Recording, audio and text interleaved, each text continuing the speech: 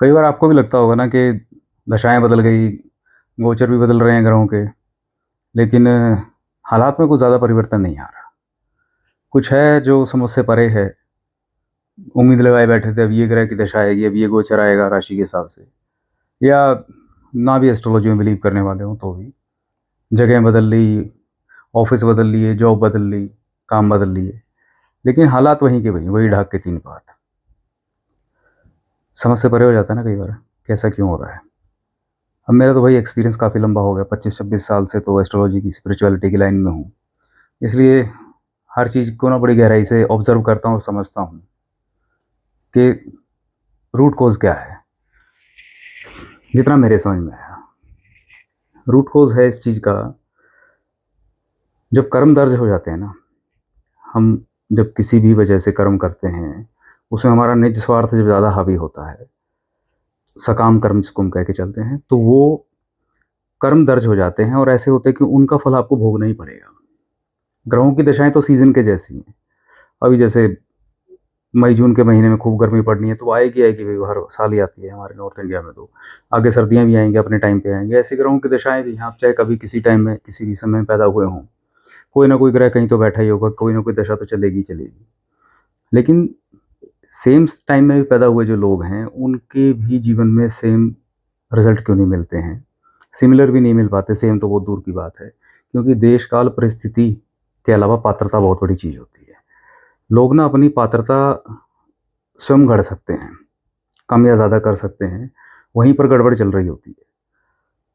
Opportunity प्रारब्ध के अनुसार मिलेगी आपको, अच्छी-बुरी जैसी भी है, लेकिन उसको यूटिलाइज़ कैसे करना है, जो अवसर मिल रहे हैं उसमें क्या करना है, क्या नहीं करना है, चॉइस ऑफ एक्शन आपके पास रहता है। तो पूर्व के जन्मों में भी जब हम अच्छे अवसर मिलते हैं, अच्छे लोग मिलते हैं, तो वहाँ पर हमारा सकाम कर्म इतना हावी होता है कि ना, वो कुछ कर्म हमारे इस लेवल के दर्ज कर देता है कि वो भोगने ही पड़ते हैं। आपको कई बार ये लगे, यार इस जन्म में तो मैंने किसी का कुछ गलत नहीं किया। ऐसा नहीं है यार, कुछ ना कुछ तो होता ही रहता है, हमेशा ही होता है। कितनी बार ऐसा गलत सही क्या है दुनिया में, उसकी परिभाषा भी बड़ी विस्तृत है, और समझने पे आएँ तो छोटी-सी बात पे हो जाएगा। आपकी वजह से किसी निर्दोष व्यक्ति को पीड़ा मिल रही है, आप समझ के चलिए। आप अपने आप में चाहे कितने ही सत्वगुणी हों, आप अपने आप में चाहे कितने ही सदाचारी हों, कितने नियमों के, कानूनों के पक्के हों, आपकी वजह से अगर किसी निर्दोष जीव को पीड़ा मिल रही है, तो ये आपके कर्म दर्ज हो रहे हैं, आपको पुण्य नहीं मिल रहा, आप समझिए। ये चीज़ आपके पुण्यों को खा रही है। मैंने बहुत सारे ऐसे लोग देखे हैं, खराब कर्म करने वाला व्यक्ति तो वेल नोन है, पता ही है ना, जिसने खराब किया है उसको तो खराब परिणाम मिलने ही मिलने हैं। तो जो इस तरीके के कर्म दर्ज हो जाते हैं ना, तो वो फिर कर्म अच्छे समय में भी आपको रिज़ल्ट बेहतर नहीं आने देते। वो सबसे बड़ा हर्डल बन जाते हैं बीच में।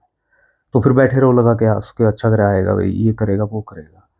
आते हैं लोग मेरे पास, कहते हैं जी हमें बोल रखा था कि अ, सबसे शुभ ग्रह से बृहस्पति है। बृहस्पति की दशा आएगी या बृहस्पति का गोचर आएगा, जैसे उचका चल रहा है आजकल, तो ये हो जाएगा, वो हो जाएगा, लेकिन कुछ नहीं हो रहा। मेरा पहला सवाल ये होता है कि यार होना तो चाहिए था। बाकी सब चीज़ों का आकलन के बाद मैं सिर्फ़ यही बात पूछता हूँ कि भई कहीं कोई गलती तो नहीं हुई? जाने-अनजाने कोई गलती हुई हो, रियलाइज़ करने की कोशिश करो। ये एक ऐसी रेमेडी भी बता रहा हूँ आपको मैं, आप समझिएगा अगर इसको समझ पाएँ तो। कई बार ज्योतिषीय रेमेडियों के साथ-साथ ना कुछ स्पिरिचुअल चीज़ें ऐसी होती हैं, रियलाइज़ेशन जिसमें मैं सबसे बड़ी चीज़ बोल कर के चलता हूँ। अगर आपको एहसास हो जाए, रियलाइज़ेशन हो जाए आपको कि कुछ तो गलत हुआ है, तो आप समझिए आप प्रायश्चित की ओर बढ़ चलें। मेरा अपना ऐसा एक्सपीरियंस है कि बहुत स्ट्रॉन्ग बिलीवर हूँ इस चीज़ का मैं। प्रायश्चित एकमात्र ऐसा मार्ग है जिसमें आप अपने कर्मों को बहुत तेज़ी से बैलेंस कर सकते हो। ठीक है, जप-तप इत्यादि, दान, पाठ-पूजा सब चीज़ें अपनी जगह काम करती हैं। लेकिन प्रायश्चित इटसेल्फ बहुत बड़ा तपोबल है। क्योंकि जब आप प्रायश्चित की अग्नि में तपते हो ना, वो सबसे बड़ा तप है, क्योंकि उसमें आप कर्म सुधार करने की आपकी इंटेंशन आ जाती है। उस इंटेंशन से आप फिर वो कर्म करोगे जिससे मतलब पश्चाताप हो गया ना कि यार गलत हो गया। अब उसका प्रायश्चित क्या है? जो गलत हुआ उसको ठीक करोगे।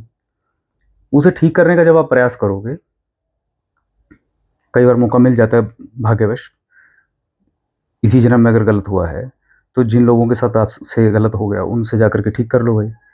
कई बार ऐसा होता है वो लोग नहीं रहे, वही चले गए संसार से, तो मुश्किल हो जाती है।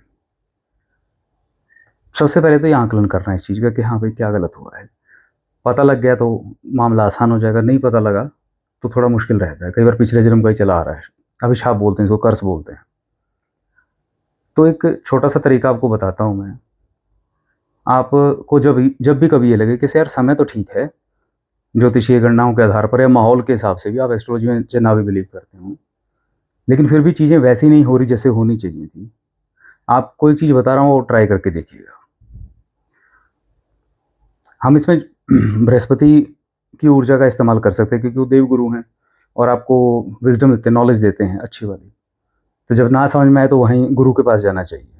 और गुरु सबके पास होता नहीं, मैक्सिमम लोग तो मैं यही सुनने को मिलता है जब भी बोलता हूँ कि भाई किसी गुरु की शरण में जाओ, तो कहते हैं ये गुरु कहाँ से ढूँढें? भाई मैं क्या बताऊँ कहाँ से ढूँढेंगे, है ना? तो अगर आपको ही नहीं पता कि आपको गुरु कहाँ मिलेगा तो मैं कहाँ से बताऊँगा? तो आप एक काम कर सकते हैं, सब लोग ऐसे जिनके पास उनके मार्गदर्शक गुरु नहीं हैं, 5 मुखी रुद्राक्ष ले लीजिए। सबसे सस्ता और सबसे बेस्ट चीज़ बता रहा हूँ। 5 मुखी रुद्राक्ष बस असली हो। आपके पास अगर पुखराज है तो आपका काम और आसान हो जाएगा। यानी पुखराज अगर पहनते हैं तो और काम आसान हो जाएगा। देखो पुखराज पहनने वालों के साथ क्या है कि सात्विक रहना बड़ा ज़रूरी है, कंपल्सरी है।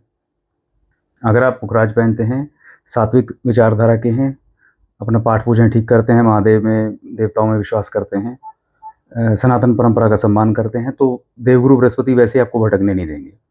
लेकिन होता क्या है कि गुरु चांडाल का प्रभाव ज़्यादा है आजकल ना, लोग पुखराज पहन करके ये सब चीज़ों से दूर रहेंगे, मंदिर नहीं जाएंगे, पाठ पूजा नहीं करेंगे और एक अलग ही वो अलग ही लेवल के जो होते हैं ना, डिफरेंट विचारधारा चल पड़े, एंटी सनातनी मोड में रहते हैं। तो वहाँ पर जुपिटर आपको क्या करेगा, क्योंकि अब तो राहु की विचारधारा में आ गए। तो वो तो गुरु का की ऊर्जा हाथ में ले ली और प्रैक्टिस में आपने ले लिया किसका, राहु का स्वभाव। ये तो गुरु चांडाल दोष बन गया, सरेआम जो राहु गुरु की कुंडली में जो योग बनता है आपने व्यवहार मिला दी। तो वहाँ पर जुपिटर का पुखराज आपको कोई बेनिफिट थोड़ा ना देगा, आपको फिर नॉलेज भी ऐसी ही देगा, क्योंकि राहु लाएगा ना फिर वहाँ नॉलेज ऐसा ही करेगा कि जहाँ आपको बहुत हाई लेवल पे जाकर के फंसाएगा। बहुत दुनिया देखी मैं, ये जितने जितने बड़े बड़े ब्लफ मास्टर लोग टाइप हुए हैं ना, उनके जाकर के देखने लगे। पुखराज पहने होते थे और सब क्लब कल्चर पार्टियाँ चलती थी। मेरे को नाम लेने की ज़रूरत नहीं है, आप जाके पुरानी हिस्ट्री फ़ोटो वोटो सबकी देख लो, दिख जाएगी। या रुद्राक्ष इत्यादि मालाएँ वालाएँ पहन करके सब चलता था, ठीक है?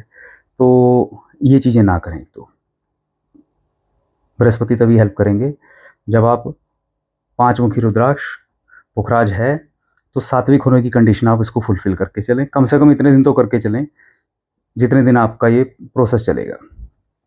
आप एक फ़िक्स टाइम पे बैठ जाइए, दिन का टाइम हो, रात का टाइम हो, जो आपको लगे, और कुछ दिन करके देखिए। ज़्यादा मैं लंबी-चौड़ी बात ना कहूँगा। किसी को 3 दिन में रियलाइज़ हो जाता है, किसी को हफ़्ते में, किसी को 21 दिन लग जाते हैं, 27 दिन लग जाते हैं, ज़्यादा से ज़्यादा 1 महीना। आप एक फ़िक्स टाइम पे बैठिए। आपके घर में अगर मंदिर है तो वहाँ बहुत अच्छी बात रहेगी। पुखराज पहन रखा है जिस हाथ में, उसी हाथ में वो 5 मुखी रुद्राक्ष रख लीजिए। आँख बंद कीजिए, लंबी गहरी सांस लीजिए, जिसमें भी आस्था है उनका नाम लीजिए। आप कोई किसी भी देवी देवता, किसी गुरु, किसी भी कल्ट को फॉलो करने वाले क्यों हो, जिसमें आपकी आस्था है, विश्वास है, क्योंकि ईश्वर ने कहा है मैं विश्वास में ही बसता हूँ। आप विश्वास करके बस प्रार्थना करेंगे कि प्रभु जाने अनजाने मुझसे अगर कुछ गलती हुई हो, जिसकी वजह से मेरे आज अच्छे ग्रह भी मेरे को पूरा लाभ नहीं दे पा रहे हैं, मुझे मार्ग नज़र नहीं आ रहा है प्रभु, तो मैं उस कर्म को बैलेंस करना चाहता हूँ या चाहती हूँ, आप जो भी हों, और मेरा मार्गदर्शन करें और मैं उसके पश्चाताप करके प्रायश्चित करने के लिए तैयार हूँ और आपसे क्षमा याचना करता हूँ। ये कह कर के आप बैठ जाइए डीप मेडिटेशन में, आपको दिखना शुरू हो जाएगा। आपका जैसे ही ध्यान लगेगा, जो भी कुछ आपसे ऐसा हुआ होगा, वो लोग, वो व्यक्ति, वो आपको दिखेंगे, वो जगहें दिखेंगी। रेगुलर आप करते चले जाइए। जब आपको वो दिखना शुरू हो, थॉट को पकड़िए, और अगर वो लोग हैं संसार में तो उनसे मिल के, बात करके, फ़ोन करके, जैसा भी आपको लगे क्षमा याचना करें और जो सुधार कर सकते हो वो करिए। अगर वो लोग नहीं हैं तो भी गाइडेंस आपको वहाँ मिल ही जाएगी कि मैं क्या करूँ, अब ये तो है नहीं यहाँ। होता है ना, दुनिया से चले गए तो क्या करें भाई, लोग बिछड़ जाते हैं। तो आप ये चीज़ के तरीके से मेडिटेशन कीजिए। एक तरीके की एक मेडिटेशन ही समझ लेना। जिस दिन आपको रियलाइज़ हो जाए उतने दिन का ही प्रयोग है बस ये। 3 दिन हो गया, 10 दिन, 21 दिन, जो भी आपको ठीक लगे। जब आपको अपने आप सेल्फ गाइड आपको करना शुरू कर देगी आपकी अपनी अंतरात्मा, आप करके देखें। लेकिन ये बेस्ट वे है। प्रायश्चित के माध्यम से आप अपने कर्म को बैलेंस कर पाएंगे, फिर जो भी ग्रह की दशा अच्छी चल रही है या गोचर अच्छा चल रहा है वो आपको लाभ देना शुरू कर देगा, क्योंकि इससे आपने अपनी पात्रता को बढ़ा लिया। करके देखें, बहुत सिंपल और ईजी चीज़ है। कहीं पर कोई कन्फ्यूजन हो, अपने गुरु से बात करें, अपने मेंटोर से बात करें, कोई ना मिले मैं तो हूँ ही। महादेव कृपा बनाए रखें, खुश रहें।